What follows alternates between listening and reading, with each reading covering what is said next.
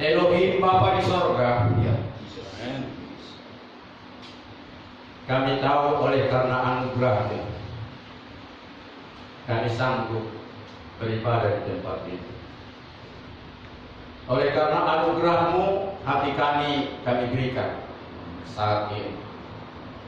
Tanda Engkau sudah menyelamatkan kami. Katakan kepada kami, bukan karena kami mencari selamat lagi.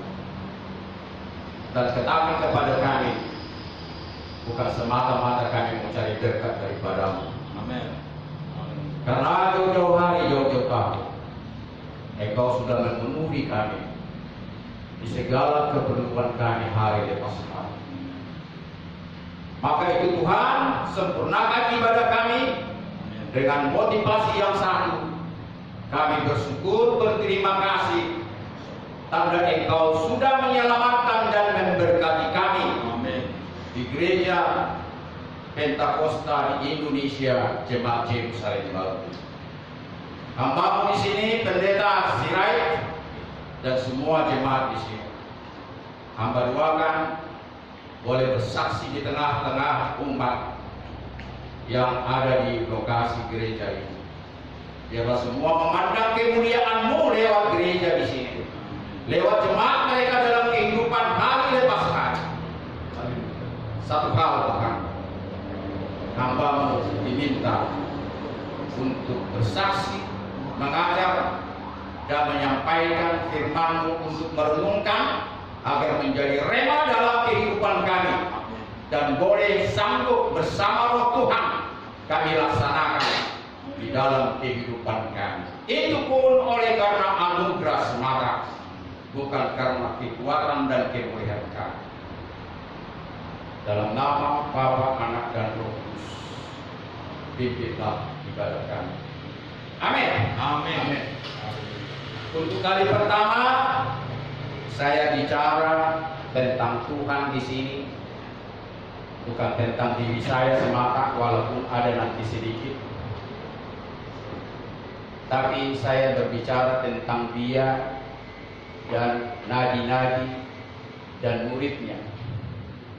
Ada satu kesaksian tadi, kalau saya tidak salah, putri dari gembala kita mau ikut pendidikan di Belgia, ya. Itu untuk sekolah teologi, bukan? Strata 1. Dan ingatlah, tanpa Tuhan memanggilmu, semuanya sia-sia. Kita kembali kepada muridnya. Tidak satu pun murid itu bukan hasil panggilan dia sendiri. Ingat itu. Saya tahu bapakmu, tulang saya Pendeta Sirait, dulu jemaat di Maranatha GPD.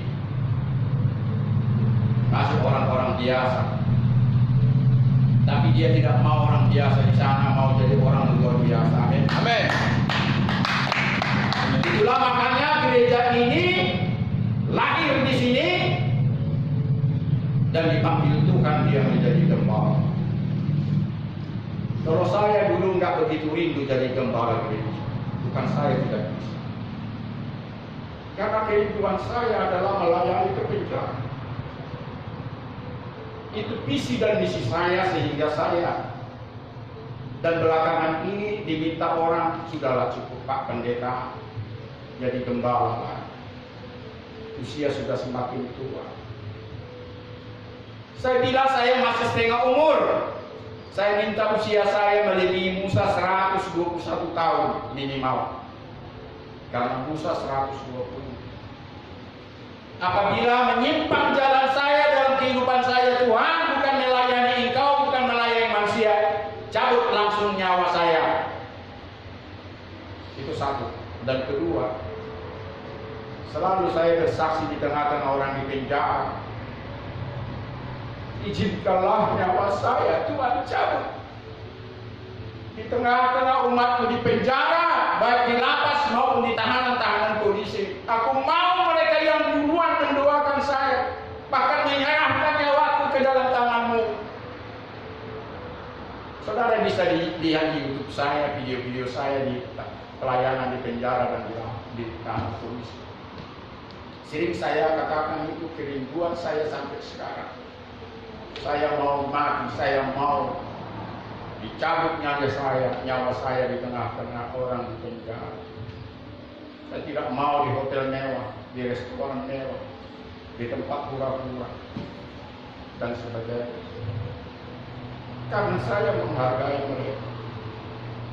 Dan sering saya katakan kepada mereka, ingatlah bahwa Tuhan itu dekat kepada orang-orang berdosa.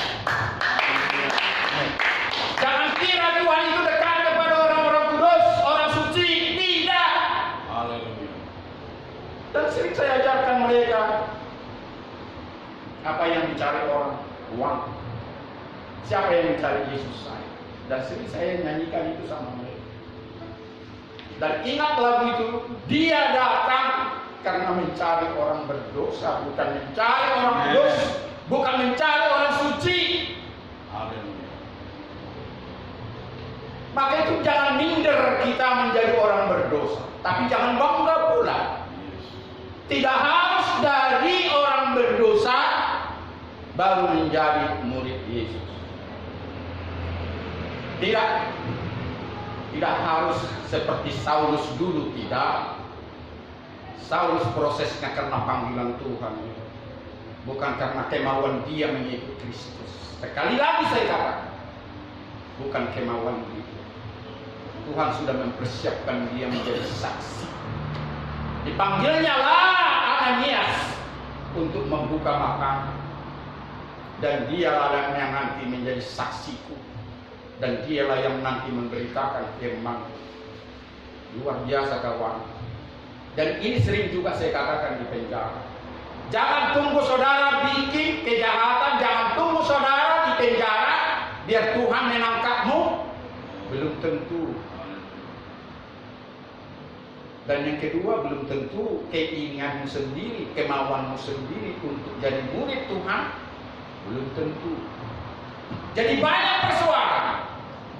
Sesungguhnya seperti kesaksian seorang bapak tadi, hanya karena keagungannya, kemuliaannya, hanya dialah yang boleh berkarya di dalam hidup kita, bukan karena kebolehan kita. Karena itu rendahkan hatimu, jangan sombong.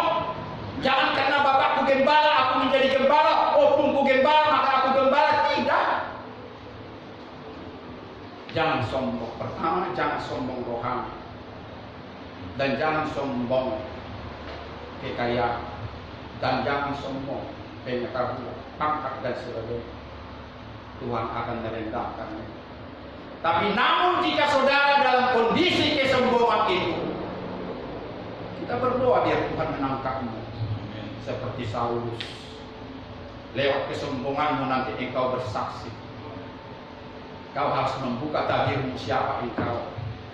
Seperti tabir daripada Saulus itu dibuka semua rahasia itu. Rahasia beberapa kebijatan dia. Maka itu sering saya katakan kepada hamba-hamba, bukan hamba-hamba Tuhan, pelayan-pelayan Tuhan. Kalau saudara tidak boleh bersaksi masa lalumu di tengah jemaat, engkau akan gagal. Keberhasilan jemaat itu bertambah dan bertambah setelah gembalanya pendeta buka aib yang lama. Buka aib yang lama. Dan sering saya katakan itu di tengah-tengah penjara.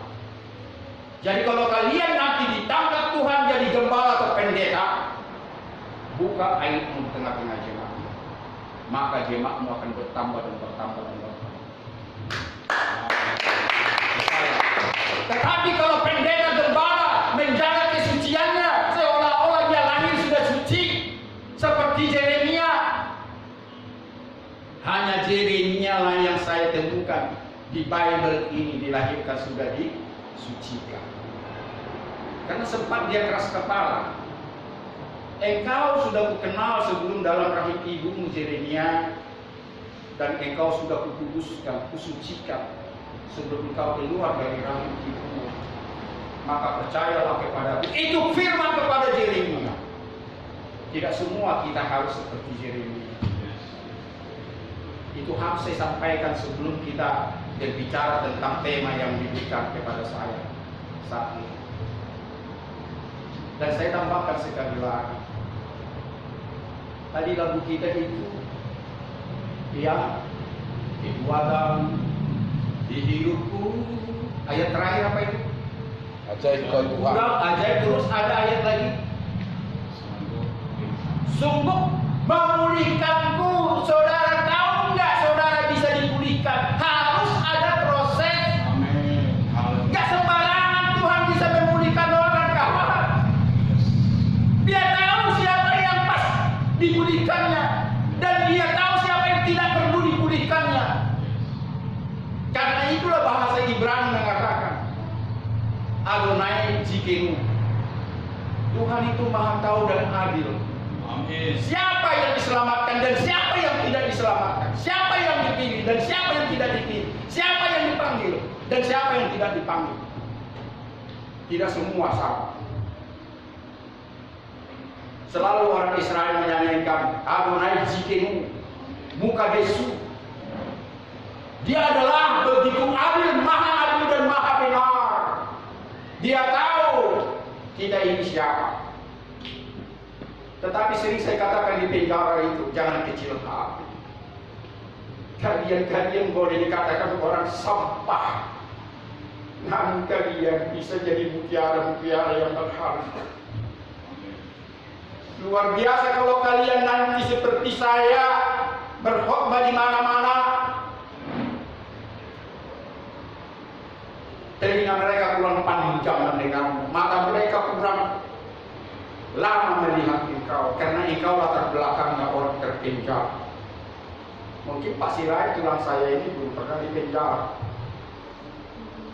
tapi kalau backgroundnya sudah keluar masuk penjara, yakin saya semakin orang cepat bertambah jemaatnya dan sebagainya. Hanya kekudusan.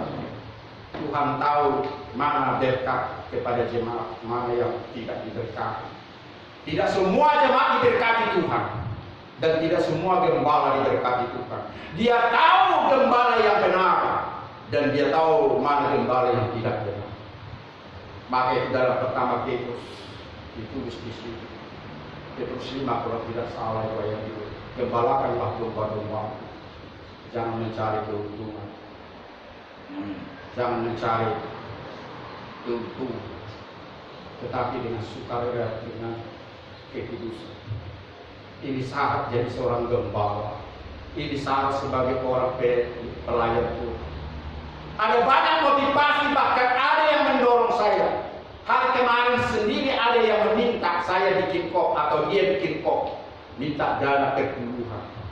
Baru kemarin seorang dokter, saya tidak usah sebut namanya, saya punya menjalankan amplop itu. Bikin aja di situ, mohon perpuluhan, pelayanan ke penjara-penjara. Kasih YouTube, orang lihat, kau dilihat memang betul-betul melayani.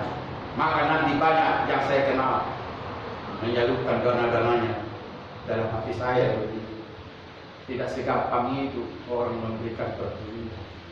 Kalau sumbangan masih mau, kalau perpuluhan itu harus jelas takarannya. Kalau sumbangan tidak perlu jelas. Itu harus jutaan minimal itu kalau sudah perpuluhan namanya. Karena gaji orang 10% dari gaji itu. Dan inilah yang diminta oleh gembala kita. Saya mau berbicara tentang perpuluhan. Tapi saya pikir tidak cukup waktu hanya 45 menit berbicara tuntas tentang perpuluhan. Karena itu harus dalam suasana atau waktu tertentu. Itu namanya pengajaran. Tapi tidak salah saya kasih intinya saja soal perpuluhan, soal sumbangan khusus dan sebagainya. Saudara buka dalam Maleakhi 3 ayat 10. Dan saudara buka nanti pertama Korintus 13, itu ada 13 ayat. Dan nanti saudara buka juga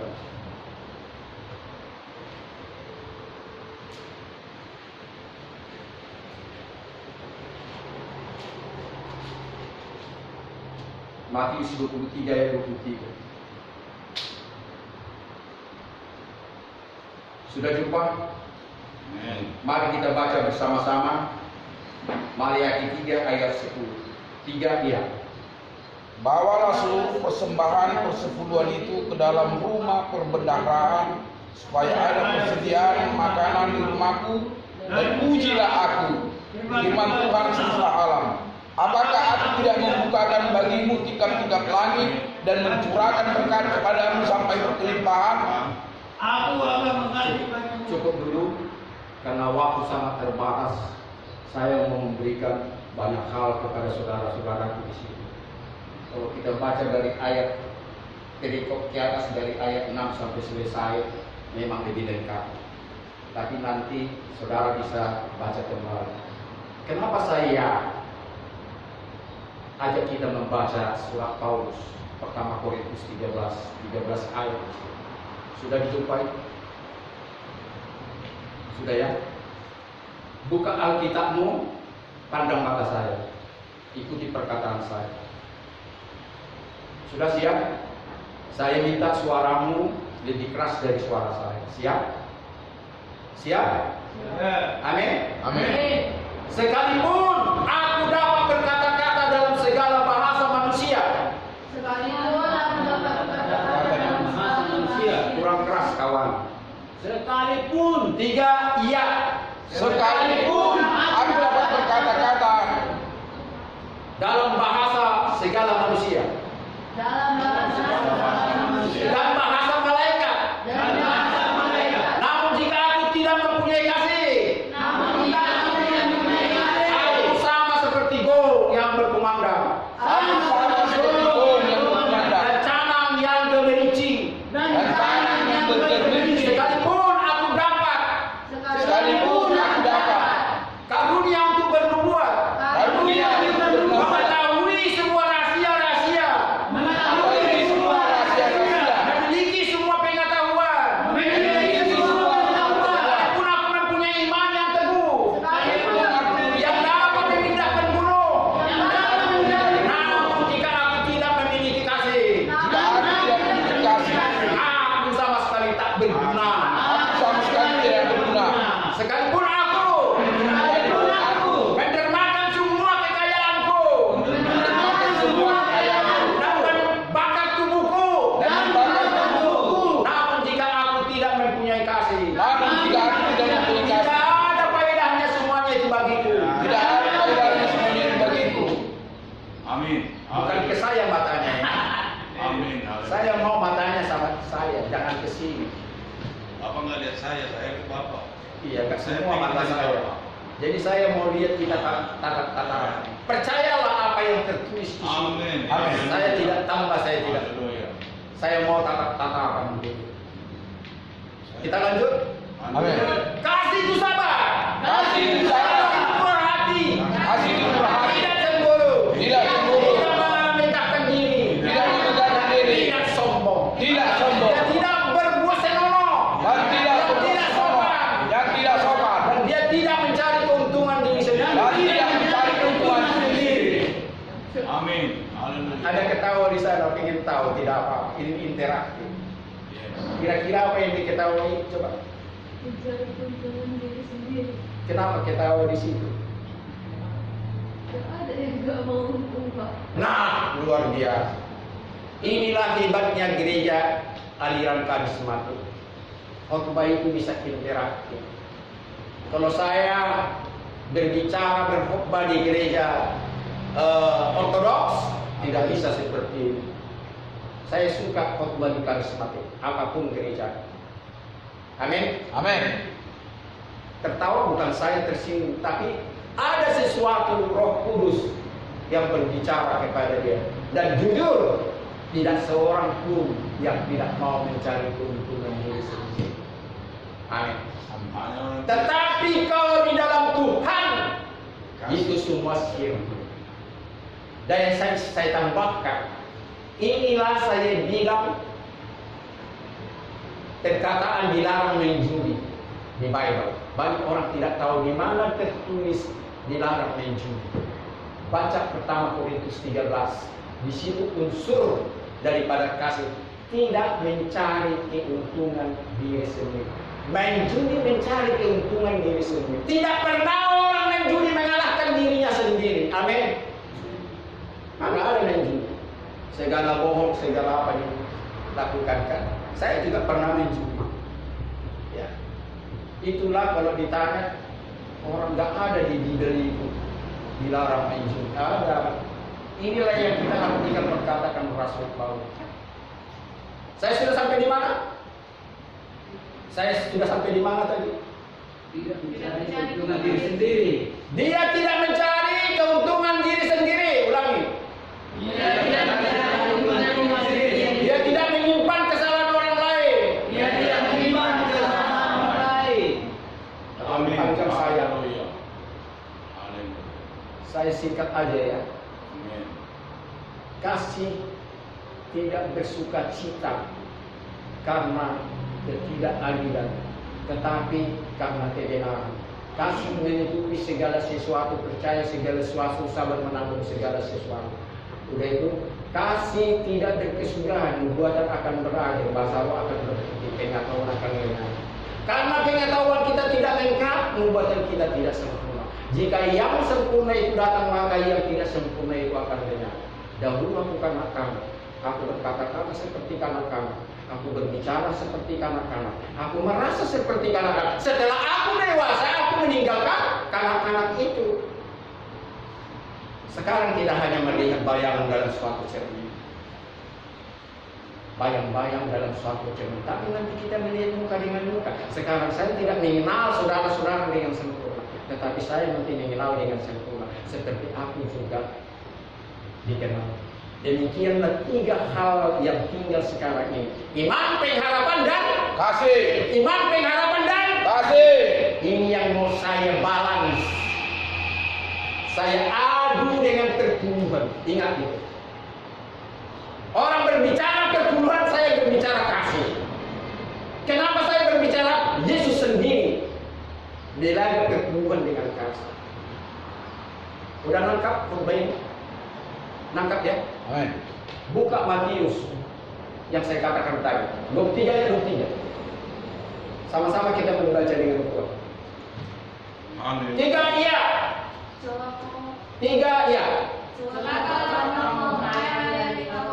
Dan orang-orang Farisi, hai orang-orang Nabi, sebab perpuluhan di ada manis dan jintan kamu bayar, tetapi yang terpenting dalam hukum Taurat kamu abaikannya, itu keadilan dan belas kasihan dan kesetiaan yang harus dilakukan, Keadilan dan yang lain juga diabaikan. dan kesetiaan. Ini yang paling penting. Amin. Yang memang pada akhirnya kasih menutupi segala sesuatu.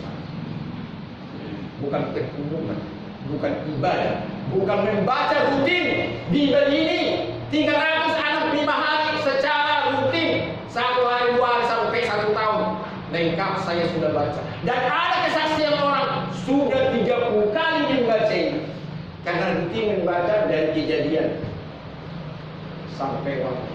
Terus saya bilang, kalau dia sudah membaca 30 kali secara rutin, nangkap lengket enggak? Berarti nggak nyambung. Kebanyakan orang mengejar Pengetahuan. target. Target itu apa? Oh, mana salahnya? Buat apa? Memang betul. Targetnya 1 tahun dari Kejadian sampai Wahyu. Terus saya bilang sama orang yang berdebat sama dia, coba tanyakan dulu, sanggup nggak dia membaca, bukan membaca, melepaskan alang-alang buku yang ada di sini tanpa dibaca? Kejadian, Keluaran, ulang sampai wah, belum tentu saya bilang. Memang betul enggak? Saya tidak bersaksi 30 kali secara rutin dari umur saya kelas 2 SMA sudah bisa membaca itu sampai sekarang. Tidak berkau-kau, saya 30 kali saya membaca ini secara rutin. Saya tidak mau berdebat. Tetapi itulah watak-watak orang Yahudi, watak orang imam-imam besar, orang-orang Farisi. Mereka kira kalau sudah dipenuhi ibadah-ibadah sesuai dengan aturan-aturan gereja ini, sudah selamat. Tuhan Yesus katakan itu. Ingat pemuda yang kaya? Ingat perkataannya? Aku tidak pernah lupa memberikan itu semuanya, aturan-aturan gereja itu, dan tidak pernah terlampau. Ingat perkataan Yesus kepada dia? Belum, tidak cukup. Juallah kamu semua dan ikutlah aku. Betul. Jual itu semua bukan berarti banyak hamba Tuhan sebetulnya gagal fokus. Bukan harta itu yang dijual. Nafsu duniawi itu hilang.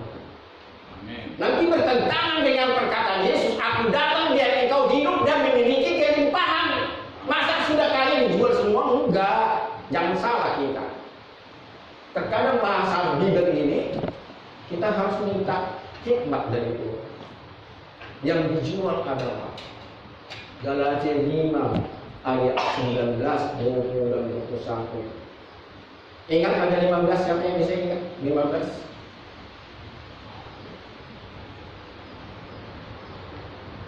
Galatia 5 ayat 19, 20, 21. Tercemburuan, pencemaran, hawa nafsu, penyembahan berhala sihir, perseteruan, perselisihan, iri hati, amarah,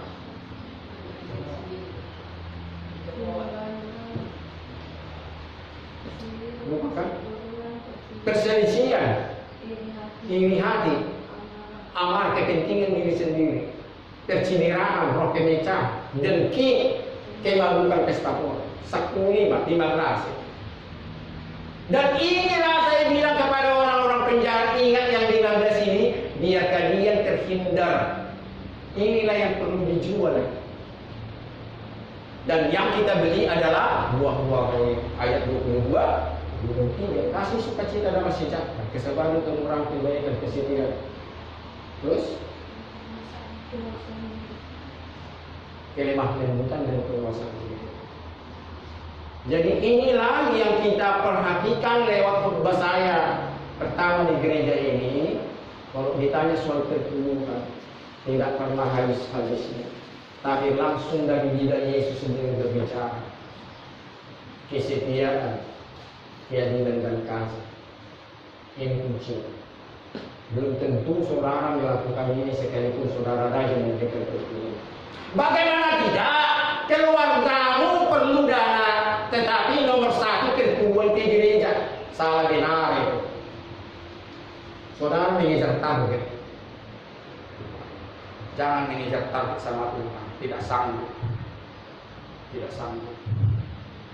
Kalau gembalanya masa dulu udahlah kasih pertumbuhan.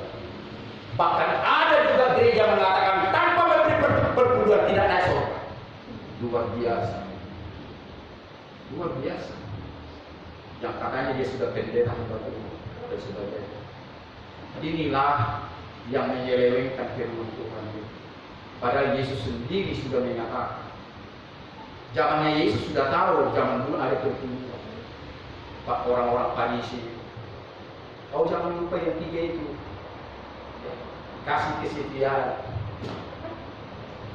Amin. Ingat perkataan Rasul Paulus pertama Timotius 4:12. Dikatakan sama Timotius, hai Timotius, jangan seorang pun menganggap engkau rendah karena engkau muda. Jadilah teladan bagi orang-orang percaya dalam perkataanmu, dalam perbuatanmu, dalam kasihmu, dalam kesetiaanmu dan kesucianmu. Di situ kasih ada kesetiaan. Ini yang paling penting. Memang kalau kita jabarkan tadi dalam pertama Korintus 13, tidak ada kata setia di situ. Tetapi itulah item daripada kasih kita. Ini yang menutupi segala sesuatu kekurangan kita agar kita meraih samayim surga. Ini melengkapi kita. Bukan ibadah setiap minggu, setiap sabat dan ibadah-ibadah lain. Tidak sanggup kita memenuhi. Bukan karena pertumbuhan, persembahan khusus, persembahan ini. rutinitas, dan termasuk membaca ini 1 tahun penuh mengejar target. Tidak, Tuhan mengatakan tidak. Bukan itu. Itulah hebatnya Tuhan datang menyempurnakan Taurat itu, bukan membatalkan. Kita tidak sanggup lewat hukum Taurat, lewat perjanjian lama itu untuk mendapatkan surga itu.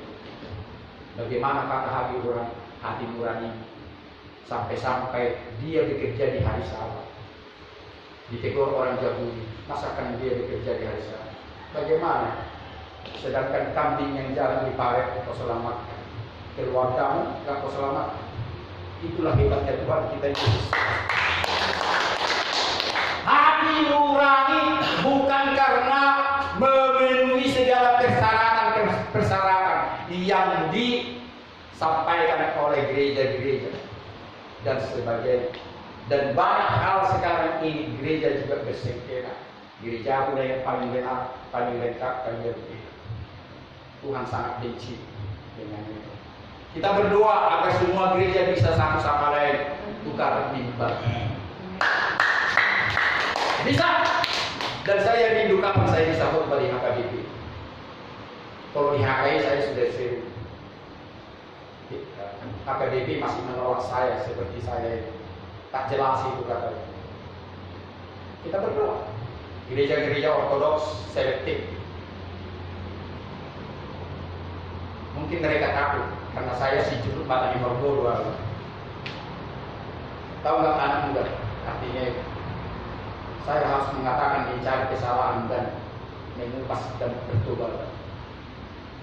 Kalau pendeta-pendeta ortodoks ditutupi, dia tidak akan berbicara tentang pertobatan. Karena apa? Jemaatnya tersinggung, durung-durung nanti jadi berkurang. Jadi banyak kolusi antara pendeta dengan jemaat, itu terang. Bertobat pendeta-pendeta ya. Jangan kau kolusi ya sama jemaatmu. Pendetamu kau tahu, Raja Tugil ada jemaatmu, Bandar Tugil. Pendetamu tidak pernah menegur kau.